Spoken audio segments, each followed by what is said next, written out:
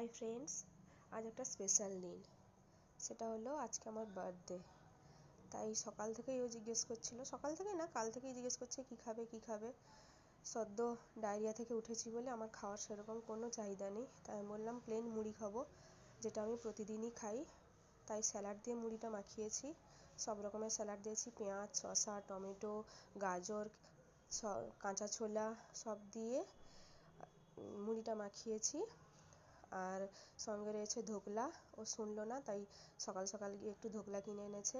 আর একটু আচারটা খাচ্ছি।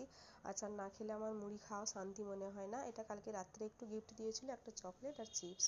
আর দুপুরের মেনু ছিল একটাই তরকারি, প্লেন করতে বলেছিলাম, ওই করেছিল। বলেছিল আজকে আমিই রান্না করব। এই যে দেখছেন পনিরের তরকারি, গরম গরম ভাত আর পনিরের তরকারি। শুধু পনির নেই, এখানে সব রকমেরই সবজি দেওয়া আছে। ফুলকপি আছে, বিনস আছে, ক্যাপসিকাম আছে, গাজর আছে, আলু আছে, আর সঙ্গে কাজু বাটা দেওয়া আছে।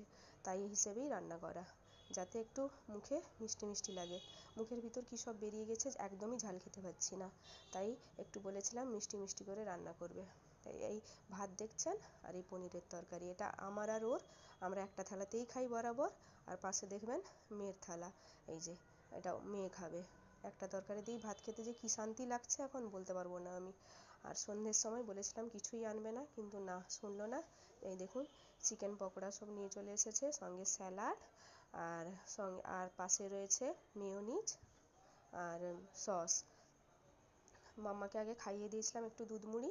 আমি তো জানি এলে একটু আধটু খাবে এটা। আর দেখুন সঙ্গে স্পেশাল জিনিস কেক, এই যে ছোট ছোট দুটো কেক। এটাতে আমি যতটা না খুশি হয়েছি, আমার মেয়ে তার থেকেও বেশি খুশি হয়েছে।